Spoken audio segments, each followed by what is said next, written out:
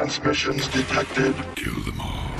Prepare to attack. Prepare to attack! On the count of 3. 1, 2... Wait! What happened? Where are they? I don't know, sir. They must have hyperjets on that thing. And what do we got on this thing? A Cuisinart? No, sir. We'll find them, catch them. Yes, sir.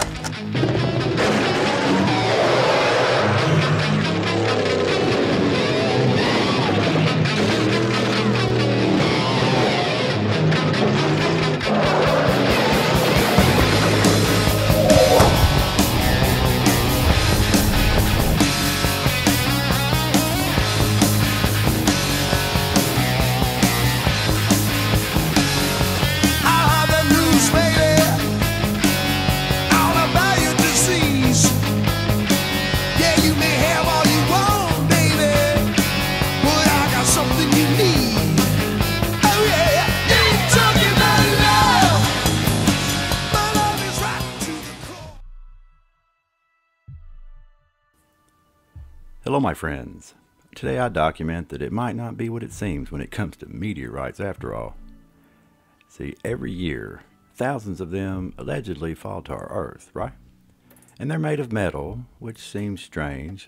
Space seems like a very dangerous area, doesn't it? Big pieces of metal flying around everywhere.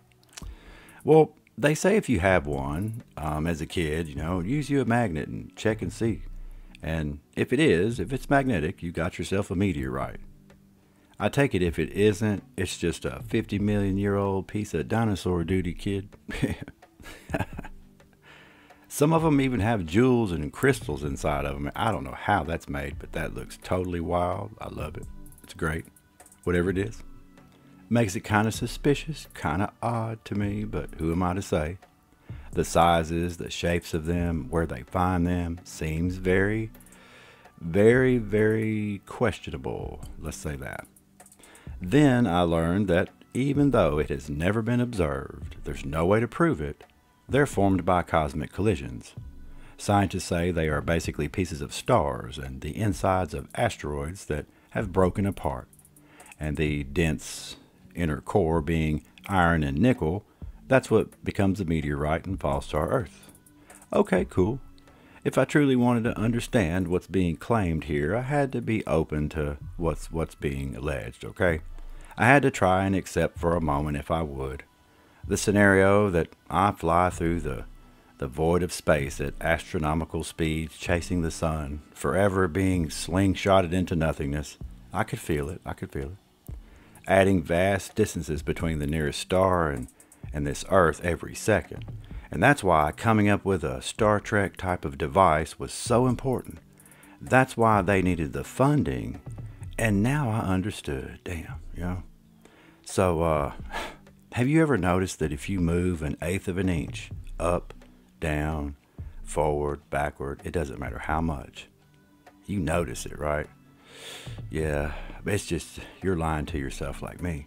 I have to stop lying to myself.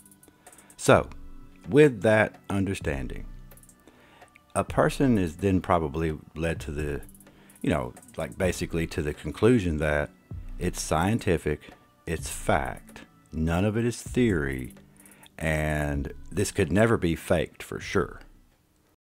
That's not entirely accurate.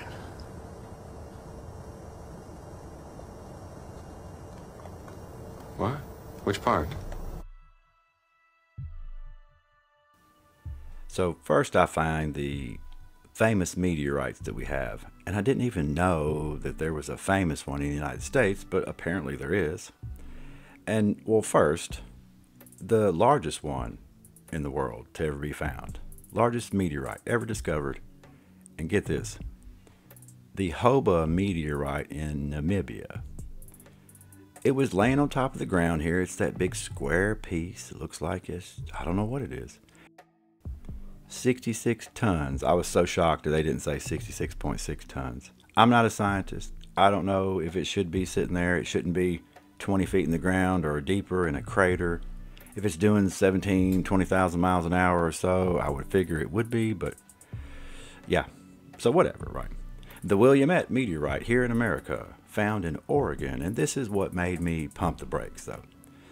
It is the largest meteorite ever found in the United States, the sixth largest in the world, weighs 15.5 tons or 34,000 pounds. And here we go. It was sacred to the Native American Indian tribes of the region there in Oregon, who believed it was a gift from the sky gods. They never seen it fall. It's just that, you know, being a stone, as I said, it kind of appears like otherworldly to them because it's not a regular rock. So, in 1902, this rock, this sky rock, okay, this Willamette meteorite, it sat on the land of the Oregon Iron and Steel Company. Right next door to the Oregon Iron and Steel Company lived a man named Ellis Hughes. He was just a European settler, but he just happened, they say, get this, to recognize the meteorite's significance. And at that time, the land was owned by the Oregon Iron and Steel Company, and Hughes attempted to claim ownership of the meteorite and secretly moved it to his own land. It involved a 90-day hard work to cover 3/4 of a mile or 1,200 meters in distance. But being that it weighed so much and it involved so many men and so many horses, the move was discovered. After the lawsuit, the Oregon Supreme Court held that Oregon Iron and Steel Company is the legal owner, and they gave it to the American Museum of Natural History a little while later. Like the most dishonest people you could ever give it to. Might as well have been the Smithsonian, right? And it's huge, but it was found on that land because the Oregon Iron and Steel Company owned the land that was there, and the Indians that were there and the natives told the explorers all of the mines you see, including the ones in various other places, Michigan, and I believe it was there were mines in Missouri, a couple other places. Those mines were already there. They would instruct their children not to go near them or in them. Number one, they would get lost, but they told the kids, and you know, that, well, the ant people were in there, what have you. So being real superstitious, they stayed out of them. So you're talking about land that was owned by Oregon Iron and Steel, that was an old mine from thousands of years ago, or from the people before us, like the Indians said it was from, because they did not do it. They didn't believe in walking in them. They were too superstitious for it. So yeah, right? Very strange. And then the way it looks, it was just sitting on top of the ground. It's not in a crater, nothing. And no huge crater anywhere in the world have they found a giant hunk of metal like this, or some flat piece or nothing. So I thought it was weird, that's all. In ancient times, meteorites were seen as gifts from the heavens. They called it star metal. Right? Many cultures, like Egyptians, Mayans, and Norse, revered it as mystical and divine. Okay, so I made it that far, right? I'm not saying that science is wrong or I'm disagreeing with it. I'm saying that it just seems that if it's the perfect setup for the duper's delight if you wanted to. Because you're telling me that basically you don't know, there's no way to prove that this hit the ground. It was just there, and you're telling me it did and showing me places that have huge craters and say that's where they came from. That's all I get out of it, right? And it's been here for millions of years. It could possibly have been here for longer. How did it get where it was at? A glacier brought it there. And so, you know, you're talking about some really assumed things, right? So yeah, that's where I kind of took a turn from right here. So with things seeming off, after the huge ones with no craters, the clear sign of them being nowhere near impact sites being a fact also to remember, keep adding them together, I got to the point to where I said, okay, if in theory, if today, if I were being taken for a fool, could you fake a meteorite entering the Earth's atmosphere, burning up, the light and fire effects, all of it, sell it as real, even possibly make it to where if someone found it after it struck the Earth, would it appear or look just as a real outer space meteorite? Could you do it? In short, you abso-freaking-lutely can. They would never do that. No, never, never, no, never. I found out in projects that they did, rods from God. Now, they say it was a Cold War era concept, but here's the thing. When the scientists spoke of what happened, they said, these rods would strike with the kinetic energy of small nuclear bombs, but without radioactive fallout, and when they enter the Earth's atmosphere, these rods will heat up and glow like meteors, making them indistinguishable from natural meteor fireballs. Well, weird, right? Anti-satellite weapons, or ASAT tests. In 2007, China shot down one of their satellites, and it caused debris to just come into our atmosphere. It looked just like shooting stars, and it's doing it for 18 years now. Still pieces fall in, and that's what that's from. and I'm trying to go along with it all, but it just doesn't seem right. The U.S., Russia, China, India, everybody tested these missiles, and well, the tests generate huge amounts of debris, and it can stay in space, and here I quote, for years, even decades, before eventually falling back to Earth. And when this debris re-enters, it burns up in the atmosphere, and it looks just like a shooting star. Potentially, you could say, if they was found, it would be a man-made meteor. People always find the radioactive pieces of metal, and they're like, oh my God, this is so cool, it's from outer space. But during the Cold War, the Soviets launched nuclear-powered satellites into the orbit, and for just a very short time, in 1954, the Cosmos, that's called, fell out of orbit after a few days and scattered radioactive debris when it exploded across the Earth. And if remnants of these satellites, quote, survived re-entry and were discovered at a much later date, they could easily be mistaken for meteorites, and they would be radioactive. I guess they would seem so spacey and stuff when you found it. I'm not saying science is wrong on all of this, and I'm not trying to be all weird and, come up with some crazy theory.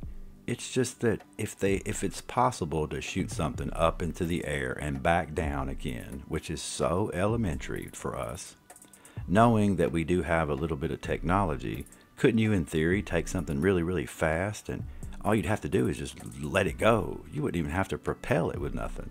And if it fell down to the Earth, it would seem like it would be some sort of it would catch fire, would melt, friction, and, you got yourself a meteorite. Just seems weird that it's possible that, well, if you didn't fly through space, it is possible that you could still do that. And, well, just the thought of being able to still do that kind of made it just seem, I don't know. It's not like everybody's telling us the truth all the time.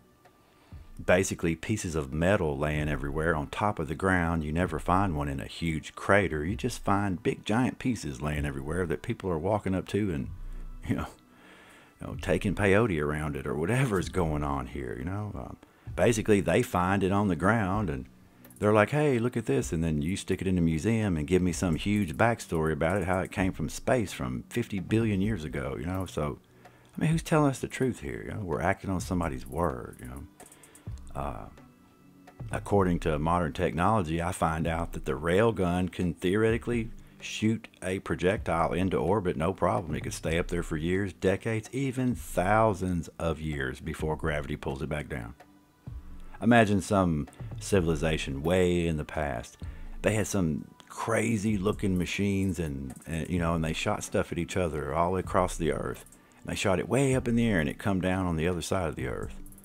We don't know, and maybe they just shot it a little too high and it got up there where the air's real thin and some kind of magical something happens if it's metal and it'll stay up there. I don't know. Nobody knows what's up, And maybe they're the same ones that shot the moon up, some advanced civilization.